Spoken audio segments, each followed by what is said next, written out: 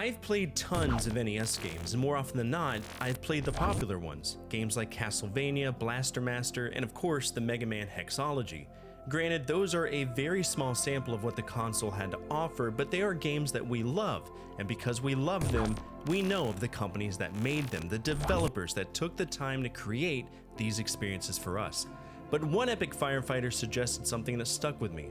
Almost a year ago, Michael Barley7399 requested a video talking about obscure game developers that happen to give us unexpected treasures that should be part of our collection, so that made me think. Now, there are tons of great games and tons of bad games, but there are some developers that stood out to me, that created games on the NES that you should know about, and that's the topic of today's video.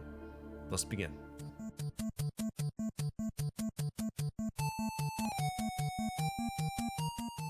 Historically, I haven't been a big fan of Toze, but that's mostly because I've played the bad games. You see, Toze made tons of games, and what's crazy is that we do not know exactly how many they did make, because they are one of the biggest ghost developers in video game history. Their name often didn't appear anywhere. They just got paid and went about their day looking for their next freelance gig. Finding creation credits for them is incredibly difficult, and the only way we've been able to figure out which ones had contributions from them are either by independent journalism or by them expressly mentioning on their website that they had their hands in the game. Again, I'm not a huge fan of what Toze put out in the NES era, but that means nothing because many of them are great games. I'm just a little baby-back bitch about it because I'm bad at them. True story. Some of the ones that come to mind are Space Invaders, the NES port of a legendary start to the golden age of the arcade and the great-great-grandfather of the arcade shooter, Kid Icarus, a platformer that people are always on the fence about, as well as Bases Loaded 1 and 2, Jaleco's neat baseball game that kind of redefined how we hit the baseball. All in all, we know about 73 games developed, published, or otherwise credited Toze, but there are still tons out there that we don't know. And to me, that takes a level of humility to sit back and not be recognized for your contributions.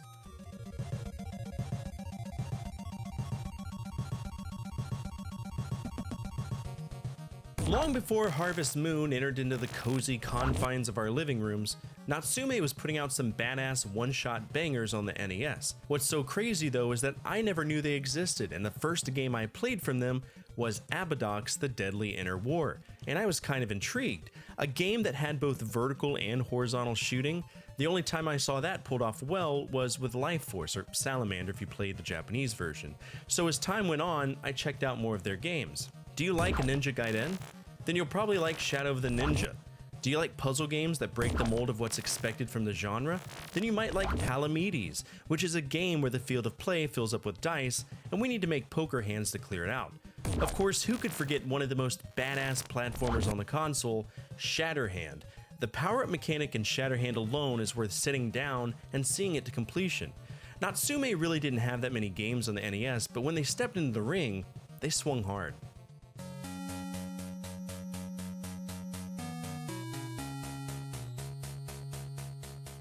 Every console has a quirk. The NES was the platformer era, the PS1 and the Super Nintendo were the breeding grounds for the modern JRPG, and the TurboGrafx-16 and PC Engine? Fucking shit ton of shoot-em-ups. A glorified shmup buffet! About 111 if we consider all of the libraries, both American and Japanese. But the one company that really dug deep to build on the shoot-em-up genre, at least on the NES, was Compile. In many ways, they were the shmup masters of the console.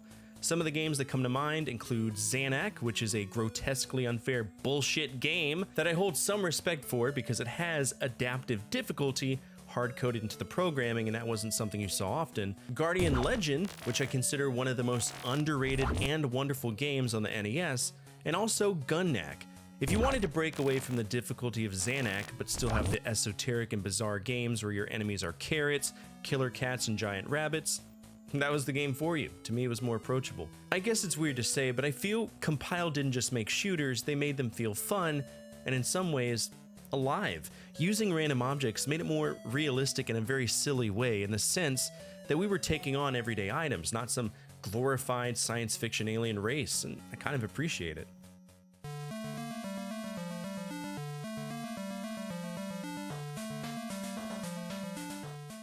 I ICOM is another company I didn't really know about until I checked out Ultimate Basketball and Hoops for an episode I did concerning the top 10 best NES sports games. And guess what? None of them made the list because, quite frankly, and I do say this lightly, they're fucking trash. However, their games outside of sports were really epic, way more epic than they should have been. Have you ever played Vice Project Doom? It's Ninja Gaiden after a triple espresso spliced together with Spy Hunter, and it even has light gun segments like Operation Wolf. Plus, it has some of the best cutscenes I've seen in a video game from that era. And that says a lot because Ninja Gaiden had a stranglehold on quality cutscenes from this point in time. Another game I don't see mentioned too often is Totally Rad, where we play as a kid named Jake who wants to be a magician and has to go rescue his girlfriend. What about Golgo 13 Top Secret Episode? You ever played that one? Well, ICOM developed the sequel to Golgo 13, and it was called The Mafat Conspiracy. And even one of their early games, Amagon, isn't really that bad. It's a generic platformer, but I'd rather play that over Adventure Island any day.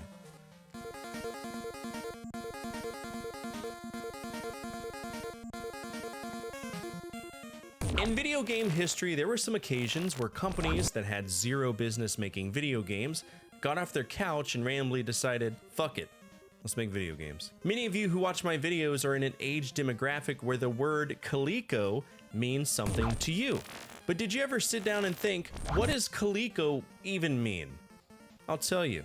The Connecticut Leather Company. Yeah, a leather company said leather is boring and Pong is the future, and that was their little story, and in some ways their undoing. The same can be said for Vic Tokai, which started off as a telecommunications company, and what's crazy is that while their games are absurd and odd, they really aren't that bad. Ever played Clash at Demon Head? It's perhaps one of their more popular games, if not their most popular NES game, and it's a side-scroller with a sprawling, non-linear map with tons of goofy dialogue, oddball characters, and story twists. Remember that Golgo 13 game I mentioned? That was Vic Tokai's IP, they had the license for it, and they developed Top Secret Episode and published the Mafat Conspiracy. Don't forget the insanely interesting top-down tactics game Conflict, a game with 15 scenarios that align with armies modeled after NATO and Warsaw Pact forces from the 1980s.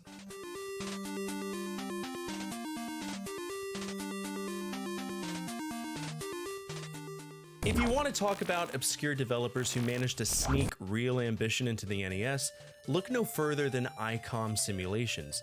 Based out of Minnesota, this little studio specialized in point-and-click adventure games, and somehow they wrangled that PC-style design onto an 8-bit console. Their MacVenture series, which consisted of Shadowgate, Deja Vu, and Uninvited, stand out as one of the most atmospheric and unique games on the system. Shadowgate especially is legendary. Instead of blasting through levels, you're creeping through a cursed castle, solving puzzles, flipping through the menus, and dying in about 100 hilariously brutal ways. Deja Vu, on the other hand, puts you in the shoes of a hard-boiled detective with amnesia, wandering seedy alleys and piecing together a noir mystery. The final one, Uninvited, leaned really hard into the concept of gothic horror, dropping you into a haunted mansion filled with ghosts and jump scare deaths that stuck with kids way longer than they probably should have. What made ICOM's NES library so special is that it didn't feel like anything else on the system. While most developers were out there churning out action platformers and shooters and puzzle games, ICOM brought cerebral, moody adventure design to the living room TV. Their games were slower, stranger, and more atmospheric than almost anything available to NES players. They weren't a big studio, and after the MacVenture era, they kind of faded into obscurity, but their NES work left a fingerprint that's still talked about in retro circles today. If you grew up in the late 80s and rented Shadowgate thinking it was just another action game, you probably spent the weekend alternatively frustrated and fascinated, and that's exactly why ICOM Simulations deserves a place on this list.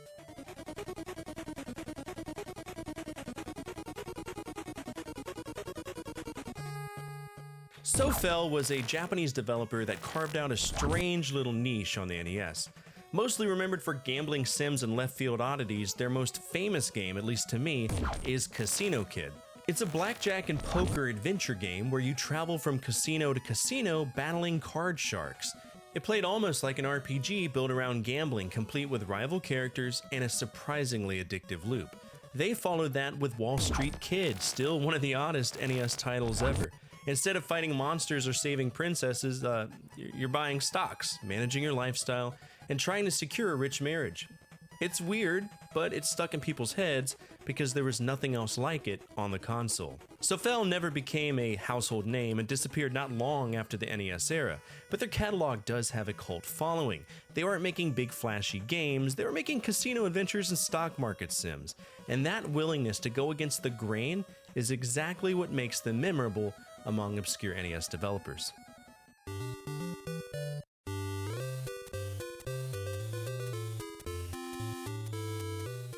These days, Atlus is a household name in gaming thanks to Shin Megami Tensei and Persona, but in the NES era, they were still a very small contract developer, quietly working behind the scenes on quirky, experimental titles that most players didn't even realize came from them. One of their best NES efforts is Rockin' Cats. I've heard a few of you talk about it. It's a colorful action platformer where you play as Willy, a jazz-loving cat with a punch gun that doubles as a yo-yo. It's vibrant, challenging, and bursting with character, exactly the kind of game that feels like it should have been a bigger hit. They also developed Zexus. It's a hybrid action platformer shoot-'em-up that constantly shifted styles mid-game. It's uneven, but ambitious, the kind of design swing you only get from those small devs trying to stand out among the big guys. Also, another thing to consider, hear me out, have you ever suffered through Friday the 13th? Atlus was also behind that particular game, even though it was published by LJN. While it's often remembered as confusing or unfair, it was surprisingly atmospheric for the NES. Jason could strike at any time, the day-night cycle kept you on edge, and the whole game carried this sense of dread that matched the movies more than most licensed titles dared to do. Looking back, Atlus's NES catalog is fascinating to me because it was filled with risk-taking. They weren't a big-name studio yet, but the games that they worked on, from cult favorites like Rockin' Cats to infamous oddities like Friday the 13th, carry that unmistakable Atlus fingerprint: experimental, ambitious, and just a little weird.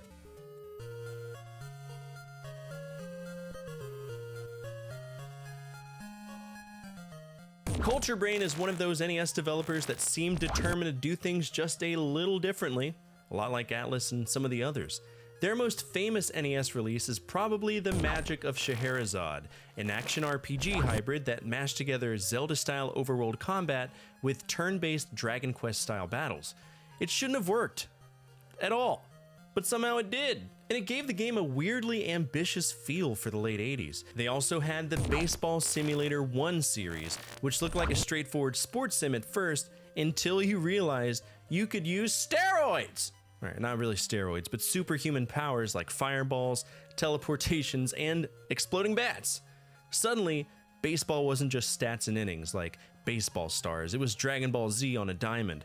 That willingness to mix straight-laced mechanics with absurd twists was Culture Brain's calling card. Another game you might care about is Flying Warriors, a martial arts action RPG hybrid that combines side-scrolling combat with stat progression, or Kung Fu Heroes, a frantic single-screen beat-em-up that became a sleeper hit. None of their games were perfect, but all of them felt unique. They had their own identity, like Culture Brain was constantly trying to stretch the NES in directions that nobody else was taking. They would never become a giant in the industry, but Culture Brain's NES legacy is all about experimentation, whether it was mixing genres, adding wild superpowers to traditional sports, or slipping RPG mechanics into action games.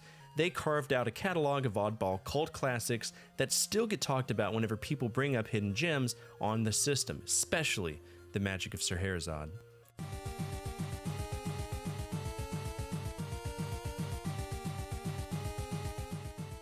Kid was one of those small Japanese developers that quietly left fingerprints all over the NES. Even if most players didn't know their name, they probably knew their games.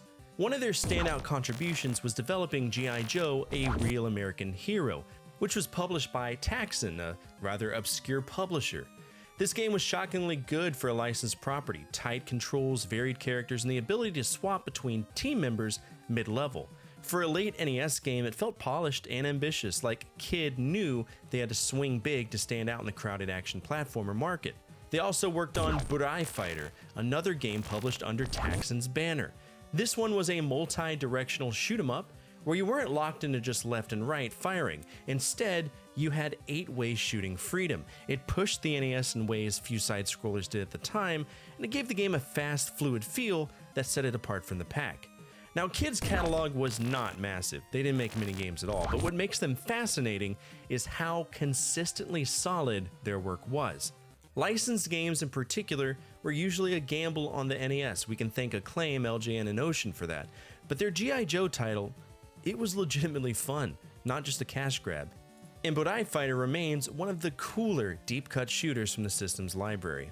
After the NES era, Kid went on to specialize in visual novels, a kind of far cry from blasting aliens and Cobra Troopers, but their NES legacy shows that they had the chops to make solid action games. For obscure developers, they're a textbook case of quality over quantity. And that's it for today's episode. What did you think of this list? Are there any obscure developers that you feel stood out on the NES? Feel free to let the community know down in the comment section below. Speaking of our community, if you made it to the end of this episode, you're already home with us. We're gathering of video game enthusiasts that love to remember when life was just a little bit easier to live. And if you align with that, feel free to subscribe.